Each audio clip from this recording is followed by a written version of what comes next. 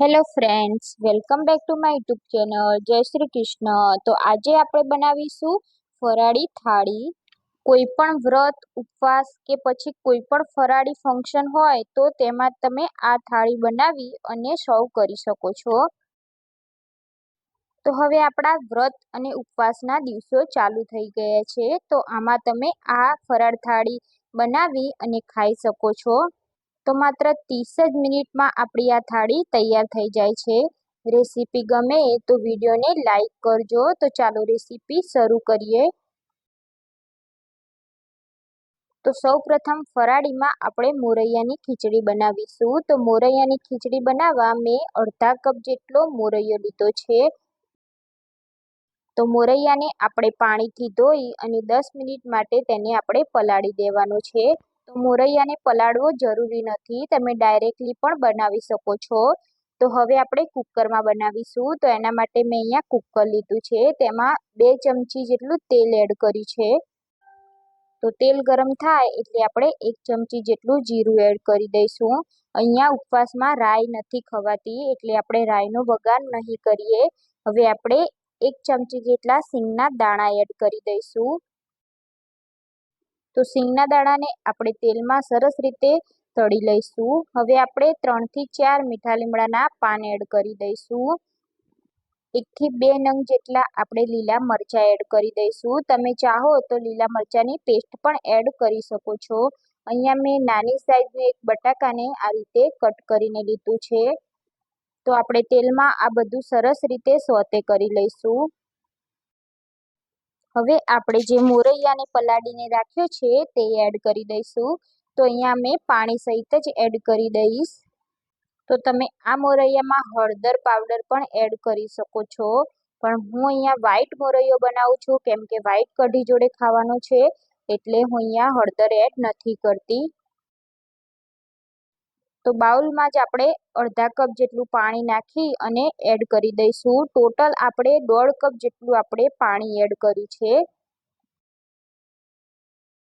તો અહીંયા મેં પાણીનું પ્રમાણ વધારે રાખ્યું છે કેમ કે હું મોરૈયો લચકા જેવો બનાવું છું. હવે આપણે અડધી ચમચી જેટલું ફરાળી મીઠું એડ કરી દઈશું અને અડધાથી પણ ઓછું અહીંયા આપણે મરી પાવડર એડ કરી દઈશું અને સરસ રીતે આપણે મિક્સ કરી દઈશું.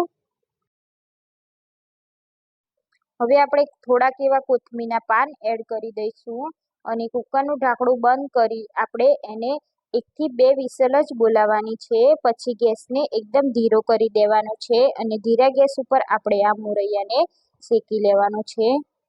તો મોરૈયો થાય ત્યાં સુધી આપણે કઢી માટે બેટર બનાવી દઈશું. તો મેં અહીંયા 1 કપ જેટલી છાશ લીધી છે. તમે છાશની જગ્યાએ દહીં પણ એડ કરી શકો છો. જો તમારે દહીં લેવું હોય તો અડધો કપ લેવાનું. અહીંયા મેં 2 ચમચી જેટલો જે મોરૈયાને પીસેલો લોટ આવે છે તે એડ કર્યો છે. જો તમારી પાસે ટાઈમ ના હોય તો તમે રાજગરાનો લોટ પણ એડ કરી શકો છો. તો આપણે અહીંયા સરસ રીતે મિક્સ કરી લઈશું અને લોટના ગાંઠા ના રહે તે રીતે આપણે પરફેક્ટ બેટર બનાવી લઈશું. હવે આપણે સાઈડમાં કઢીનો વઘાર કરીશું. તો વઘાર માટે મેં અહીંયા 2 ચમચી તેલ એડ કર્યું છે. તો ફરાળ માટે તમે ઘીનો પણ ઉપયોગ કરી શકો છો. ઘીમાં ફરાળ ખાવાથી ખૂબ જ સરસ લાગે છે. હવે આપણે 1 ચમચી જેટલું જીરું એડ કરી દઈશું અને જીરુંને આપણે આ રીતે તેલમાં કલર ચેન્જ થાય ત્યાં સુધી સોતે કરી લઈશું. તો થોડાક એવા આપણે મીઠા લીમડાના પાન એડ કરી દઈશું અને 1 ચમચી જેટલી આપણે આદુ અને મરચાંની પેસ્ટ એડ કરીશું. તો આ કઢીમાં લસણનો ઉપયોગ નથી થતો કેમ કે આપણે ફરાળમાં ખાવાની છે. તો ઉપવાસમાં ખાવાનું હોય ત્યારે લસણ અને ડુંગળીનો ત્યાગ કરવો જોઈએ. તો હવે આપણે આ મરચાં અને આદુને તેલમાં સરસ રીતે સોતે કરી લઈશું જેથી આદુ મરચાંની કચાશ દૂર થઈ જાય. હવે આપણે કઢીનું બેટર બનાવીને રાખ્યું છે તે એડ કરી દઈશું અને બાઉલમાં જ આપણે 1/4 કપ જેટલું પાણી એડ કરી અને આ કઢીમાં નાખી દઈશું. તો તમારે વધારે ક્વોન્ટિટીમાં કઢી બનાવવી હોય તો તમે તે પ્રમાણે એડજસ્ટ કરી શકો છો. હવે આપણે છાશનું બેટર એડ કર્યા પછી આપણે કઢીને સતત હલાવ્યા કરીશું જેથી આપણી કઢી ફાટી ના જાય. ઘણા લોકોને એવું થતું હોય છે કે કઢીનું બેટર એડ કર્યા પછી છાશ અને પાણી અલગ અલગ થઈ જાય છે, છૂટું પડી જાય છે. તો એના માટે તમારે સતત હલાવ્યા કરવાનું. જ્યાં સુધી એક ઉભરો ના આવે ત્યાં સુધી કઢીને હલાવતા રહેવાનું. અહીંયા આપણે અડધી ચમચી ફરાળી મીઠું એડ કરી દઈશું અને 1 ચમચી જેટલી આપણે ખાંડ એડ કરી દઈશું. જો ગળપણ ના પસંદ હોય તો ખાંડને સ્કીપ પણ કરી શકો છો. તો આપણા કઢીમાં આ રીતે ઉભરો આવી ગયો છે, તમે જોઈ શકો છો. તો અહીંયા કઢી આપણી જેટલી વધારે ઉકળશે તેટલી જ આપણી કઢીનો સરસ ટેસ્ટ આવશે. તો આપણી કઢી અહીંયા રેડી થઈ ગઈ છે. હવે આપણે ઉપરથી લીલા ધાણા એડ કરી ગેસની ફ્લેમને આપણે બંધ કરી દઈશું. તો હવે આપણે રાજગરાનો શીરો બનાવીશું. તો એના માટે મેં અહીંયા 1 ગ્લાસ જેટલું પાણી એડ કર્યું છે. તો મેજરમેન્ટ પ્રમાણે 1.5 કપ જેટલું પાણી એડ કરીશું અને ગેસ ઉપર તેને ઉકાળીશું. અહીંયા અડધા કપ જેટલું આપણે ગોળ એડ કરી દઈશું. તો ગોળને આપણે સરસ રીતે ઓગાળી દેવાનો છે અને પાણીને એકદમ સરસ રીતે ઉકાળવાનું છે. પાણી ઉકળેલું હશે તો જ આપણા શીરાનો ટેસ્ટ ખૂબ જ સરસ આવશે.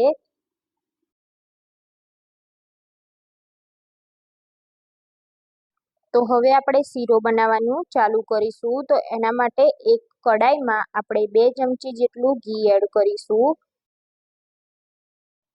હવે આપણે અડધા કપ જેટલો રાજગરો લઈશું. તો જે રાજગરો કરકરો આવે છે તે લેવાનું છે. ઝીણો રાજગરો નથી લેવાનો. જો તમે ઝીણો રાજગરો લેશો તો તમારો શીરો ચીકણો થઈ જશે. એટલે આ રીતો કરકરો રાજગરાનો લોટ આવે છે તે એડ કરવાનો છે. તો તમે આખા રાજગરાને મિક્સરમાં દળી અને લોટ તૈયાર કરી શકો છો. તો હવે આપણે રાજગરાને ઘીમાં શેકવાનું છે. તો આપણે ગેસની ફ્લેમ અહીંયા એકદમ સ્લો રાખીશું અને રાજગરાને આપણે શેકીશું. તો લગભગ આપણે 2 થી 3 મિનિટ જેવું આપણે રાજગરાને શેકવાનું છે. તો જ્યાં સુધી રાજગરાના લોટનો કલર ચેન્જ ના થાય ત્યાં સુધી આપણે તેને શેકવાનું છે અને સતત આ રીતે આપણે તેને હલાવતા રહેવાનું છે. તો સતત હલાવતા રહી અને આ રીતનો રાજગરાના લોટનો કલર ચેન્જ થાય ત્યાં સુધી મેં એને શેકી લીધો છે. તમે જોઈ શકો છો આ રીતનો બ્રાઉન કલર આવવો જોઈએ. જો લોટ કાચો રહી જશે તો શીરો ખાવાની બિલકુલ મજા નહીં આવે. તો અહીંયા આપણે પરફેક્ટ લોટને શેકી લીધો છે. હવે આપણે જે ગોળનું પાણી ઉકાળ્યું હતું તે આમાં એડ કરીશું. તો ગોળના પાણીને આપણે ગાળીને જ એડ કરીશું.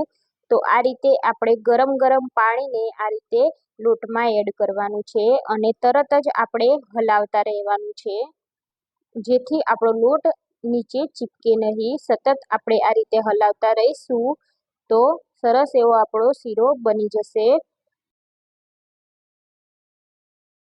તો હવે પાણી એડ કર્યા પછી આપણું પાણી જ્યાં સુધી બળે નહીં ત્યાં સુધી આપણે તેને સતત હલાવતા રહી અને તેને ઉકાળવાનું છે. તો અહીંયા તમે જોઈ શકો છો આપણો શીરો હવે થોડીક જ વારમાં રેડી થઈ જવાનો છે. તો હવે આપણે આમાં ઇલાયચી એડ કરીશું. તો મેં અહીંયા 2 થી 3 નંગ જેટલી ઇલાયચીને આ રીતે ફોતરા કાઢી અને એડ કરી છે. જો તમારી પાસે પાવડર હોય તો તમે પાવડર પણ એડ કરી શકો છો.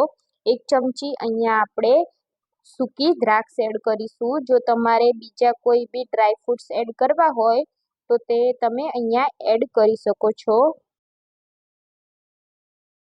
તો ઇલાયચી તો બિલકુલ સ્કીપ નહીં કરવાની. ઇલાયચી એડ કર્યા પછી આપણા શીરામાં ખૂબ જ સરસ એવો ટેસ્ટ અને ફ્લેવર આવે છે. તો અહીંયા આપણો શીરો હવે રેડી થઈ જવાનો છે. તમે જોઈ શકો છો ઘી આ રીતે ઉપર છૂટવા લાગે ત્યાં સુધી આપણે શીરાને શેકવાનો છે. તો અહીંયા આપણે ઘી છૂટું પડી ગયું છે. તો તમે જોઈ શકો છો આપણો શીરો એકદમ સરસ રીતે શેકાઈ ગયો છે અને રેડી થઈ ગયો છે. તો હવે આપણે આને સર્વિંગ પ્લેટમાં કાઢી લઈશું. તો ઉપવાસમાં તમે આ શીરો એકલો બનાવીને પણ ખાઈ શકો છો અને આ શીરો તમે બાળકોને પણ આપી શકો છો. બાળકો માટે તો એકદમ હેલ્ધી છે. તો ભગવાનને ભોગ લગાવવાનો હોય ત્યારે તમે આ રીતનો શીરો બનાવી અને ભગવાનને ભોગ લગાવી શકો છો. તો તમે જોઈ શકો છો જોતાં જ ખાવાનું મન થાય એવો આપણો રાજગરાનો શીરો તૈયાર થઈ ગયો છે. તો મેં અહીંયા ફરાળી ડીશ રેડી કરી દીધી છે. તમે જોઈ શકો છો મોરૈયાની ખીચડી પણ આપણી એકદમ ટેસ્ટી અને દેખાવમાં પણ સરસ બની છે. તો તમે કોઈ પણ વ્રત ઉપવાસ કે પછી 11સમાં આ થાળી બનાવી અને ખાઈ શકો છો. આને બનતા માત્ર 20 થી 30 મિનિટનો સમય લાગે છે. તો અગાઉથી કોઈ જ વસ્તુ તમારે પલાળવાની કોઈ ઝંઝટ નથી. તમે ડાયરેક્ટલી ઇન્સ્ટન્ટ આ ડીશ બનાવી શકો છો.